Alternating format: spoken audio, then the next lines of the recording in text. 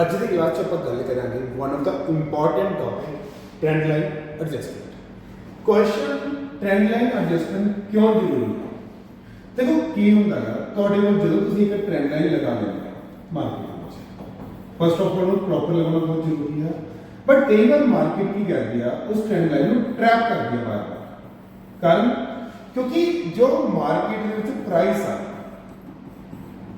ਉਹਦਾ behaviour change होता है, ठीक है। तो जिमें जिमें प्राइस का बिहेवियर चेंज होता तो अकॉर्डिंगली ट्रेंड लाइन में भी चेंज या फिर आप कहते कि एडजस्ट करने की लोड़ होती है। तो जब तुम वो चीज़ नहीं करते तो वही ट्रेंड लाइन तो ट्रैप बन जाती है, जिस करके बहुत सारे ट्रेडर अपना पैसा गवा देते हैं। तो अपन एक बहुत इंपॉर्टेंटली समझने की लोड़ है कि ट्रेंड लाइन एडजस्टमेंट की होती है। तो उस तो पहले आप गल करते हैं कि ट्रैप किस टाइप का बनता है की होता है। सो जो ट्रेंड है मार्केट अप गई डाउन गई अप गई डाउन गई अप गई, तो एक ट्रेंड लाइन लगा ली दो पॉइंट मैच करके, that is your point A and point B. First of all जो ट्रेंड लाइन बहुत इंपॉर्टेंट है, बहुत अंडरस्टैंडिंग है, फिर ट्रेंड लाइन कभी रिस्पेक्ट होगी। सैकेंड जे तो लिक्विडिटी की नॉलेज है तो कई बार मार्केट की करती है ट्रेंड लाइन तो मार्केट नीचे होगी, लिक्विडिटी हंट करके फिर मार्केट ऊपर जाएगी, यानी कि ये भी ट्रैप है। फर्स्ट ऑफ ऑल तो ये ट्रैप भी आइडेंटिफाई करना होना चाहिए, बट अगर तुम्हें नहीं नॉलेज है इस चीज़ की तो ये ट्रैप एक बार जरूर बनेगा। पर अगर हम तुम प्राइस का बिहेवियर देखो तो प्राइस का बिहेवियर थोड़ा सा चेंज हो गया कि प्राइस ने इस ट्रेंड लाइन के सपोर्ट ना लेके इस पॉइंट के सपोर्ट देते हैं, ठीक है, सी पॉइंट के सपोर्ट देते हैं। अगर हम एक ट्रेंड लाइन को एडजस्ट नहीं करता तो तुम देखोगे कि नेक्स्ट टाइम मार्केट वापस होगी है फिर उधर चली जाती है, वापस होगी है फिर उधर, तो हम बार बार मार्केट ट्रैप करने की गल होती है स्टार्ट कर देती है। तो उस केस में तो हमें लोड है ट्रेंड लाइन एडजस्ट करने की। चलो समझ गए कि इसको कितना एडजस्ट किया जा सकता है। सो सब तो पहले आप गल करेंगे एडजस्टमेंट बारे। सो फर्स्ट केस यही है कि अगर मार्केट थोड़ी अप गई डाउन गई, देन ਤੁਸੀਂ दो पॉइंट सिलेक्ट किए पॉइंट ए पॉइंट बी ਤੇ ਤੁਸੀਂ ਇੱਕ ਸਪੋਰਟ ਨੂੰ ਲਗਾਇਆ, ਠੀਕ ਹੈ। ਤੁਹਾਡੀ ਮਾਰਕੀਟ ਦੁਆਰਾ ਨੀਚੇ ਆਈ, ਫੇਲ ਕੀਤਾ, ਮਾਰਕੀਟ ਫੇਰ ਉੱਪਰ ਚਲੀ ਗਈ, ਜਿਹਨੂੰ ਆਪਾਂ ਫੇਕ ਆਊਟ ਵੀ ਕਹਿੰਦੇ ਹਾਂ। ਆਈ ਥਿੰਕ ਤੁਹਾਨੂੰ ਪਤਾ ਹੋਵੇਗਾ, ਠੀਕ ਹੈ।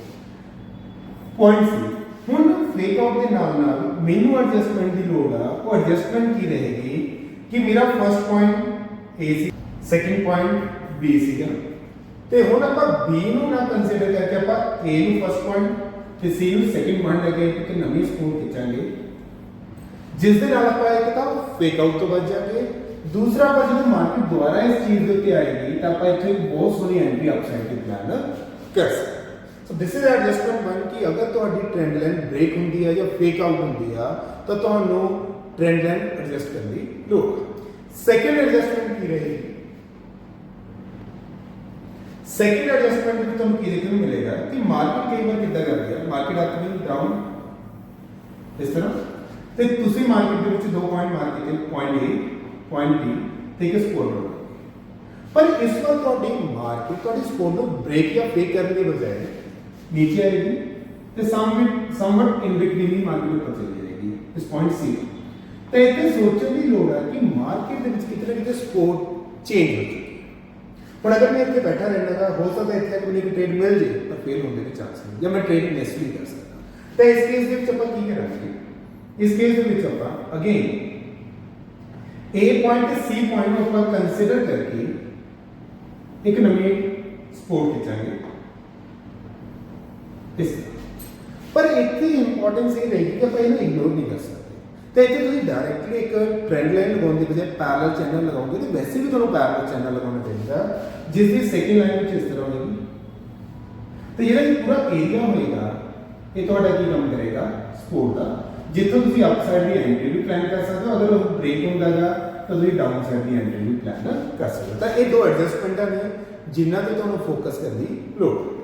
ਚਲੋ ਆਪਾਂ ਹੁਣ ਇਹਨਾਂ ਦੋਵੇਂ ਐਡਜਸਟਮੈਂਟਾਂ ਨੂੰ ਜਾ ਕੇ ਇੱਕ ਲਾਈਵ ਐਗਜ਼ਾਮਪਲ ਨਾਲ ਦੇਖਦੇ ਹਾਂ ਸੈਂਸੈਕਸ ਦੇ ਵਿੱਚ, ਜੋ ਕਿ ਕੱਲ ਦੀ ਮਾਰਕੀਟ ਸੀ।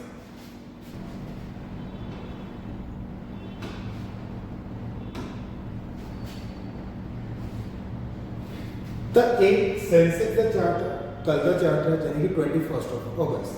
अगर आप देखिए एक बेयर मार्केट नीचे आ रही है। अगर इतने मैं ट्रेंड लाइन मार्क करनी होगी तो this will be my first point and this will be my second. तो कुछ इस तरह की अपनी ट्रेंड लाइन मार्क करूंगा। पर तुम की देख रहे हो कि थर्ड टाइम आके वो ट्रेंड लाइन ब्रेक हो गई, बट ब्रेक की बजाय मार्केट वापस चली गई, यानी कि इतने की होएगा फेक। तो इतने को एडजस्टमेंट की लोड पैगी। चलो मैं तुम थोड़े टूल्स के नाल प्रॉपर लगा के करना ताकि चीज़ें बेटर क्लीयर हो। तो ਉਹਦੇ ਲਈ ਆਪਾਂ ਇੱਕ ट्रेंड लाइन ड्रॉ करांगे। तो आई होप सबको पता होगा कि it's important to use parallel chart, क्योंकि सपोर्ट रेजिस्टेंस कदे भी एक लाइन नहीं होती, हमेशा एक एरिया होता है। इथों स्टार्ट करेंगे and will go up to this, ते फिर आप ऐसे एरिया में करेंगे कवर ਤੇ ਮੇਰੀ ट्रेंड लाइन ਲੱਗ ਚੁੱਕੀ ਹੈ। अगर ਤੁਸੀਂ ਦੇਖੋਗੇ ਤਾਂ ट्रेंड लाइन ਦੇ ਵਿੱਚ ਕੀ ਹੋਇਆ, A point B third time market ने किया फेक आउट किया। ਹੁਣ अगर इतने मैं ट्रेंड लाइन को एडजस्ट ना करा तो की हो रहा, देखो फोर्थ टाइम फिर मार्केट ने ट्रैप किया। कितना ट्रैप किया, चेक मार्केट ने ट्रेंड लाइन ब्रेक किया इस कैंडल में।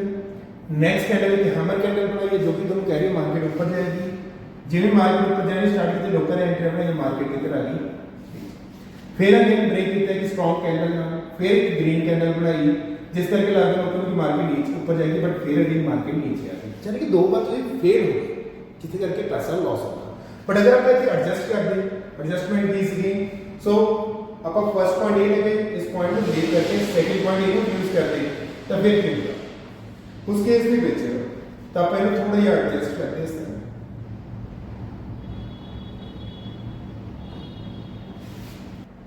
तो तुम प्लीज देखो कि जिन्हें मैं एडजस्ट किया, ये पॉइंट ए सी, ये पॉइंट डी सी, बी ਨੂੰ ਆਪਾਂ ਲਿਖ ਕਰਕੇ ਇਹਨੂੰ ਐਜ਼ ਅ ਪॉइंट ਯੂਜ਼ ਕੀਤਾ ਗਿਆ। ਤਾਂ ਹੋਇਆ ਕੀ ਆ ਮਾਰਕੀਟ ਦੇ ਵਿੱਚ, ਜਿੱਥੇ ਪਹਿਲਾਂ ਫੇਕ ਆਊਟ ਹੋ ਰਹੇ ਸੀਗੇ, ਵੀ ਗॉट ਅ ਗ੍ਰੇਟ ਐਂਟਰੀ। ਇਸ ਵਾਰ ਮੈਂ ਫਸਿਆ ਨਹੀਂ, ਰਾਦਰ ਮੈਂ ਇੱਕ ਨੀਚੇ ਦੀ ਐਂਟਰੀ ਪਲਾਨ ਕਰ ਸਕਦਾ। ਨੈਕਸਟ ਟਾਈਮ ਫੇਰ ਮਾਰਕੀਟ ਦੇ ਇਸ ਵਾਰ ਫੇਰ ਫੇਕ ਆਊਟ ਤੋਂ ਬਚ ਗਏ ਤੇ ਇੱਕ ਬਹੁਤ ਸੋਹਣੀ ਕੈਂਡਲ ਹੈ ਜਿਸ ਤੋਂ ਮੈਂ ਨੀਚੇ ਦੀ ਆਪਣੀ ਐਂਟਰੀ ਪਲਾਨ ਕਰ ਸਕਦਾ। And this is the value of adjustment कि एडजस्टमेंट ਤੁਹਾਨੂੰ ट्रैप तो बचा के एक ਵਧੀਆ एंट्री देगी। ਤੇ ਈਵਨ ਤੁਸੀਂ ਇਹ ਵੀ ਦੇਖੋ ਜਦੋਂ ਮਾਰਕੀਟ ਨੇ ਇਹਨੂੰ ਬ੍ਰੇਕ ਕੀਤਾ, ਰੈਜ਼ਿਸਟੈਂਸ ਬਿਕਮਸ ਸਪੋਰਟ। ਤਾਂ ਉਹ ਕਨਸੈਪਟ ਦੇ ਅਕੋਰਡਿੰਗ ਇੱਕ ਤਾਂ ਪ੍ਰੋਪਰ ਇੱਥੇ ਸਪੋਰਟ ਆਈ ਹੈ ਤੇ ਦੁਬਾਰਾ ਫਿਰ ਜਦੋਂ ਮਾਰਕੀਟ ਆਈ ਇੱਥੋਂ ਹੀ ਸਪੋਰਟ ਲੈ ਕੇ ਮਾਰਕੀਟ ਕਿੱਧਰ ਗਈ ਉੱਪਰ।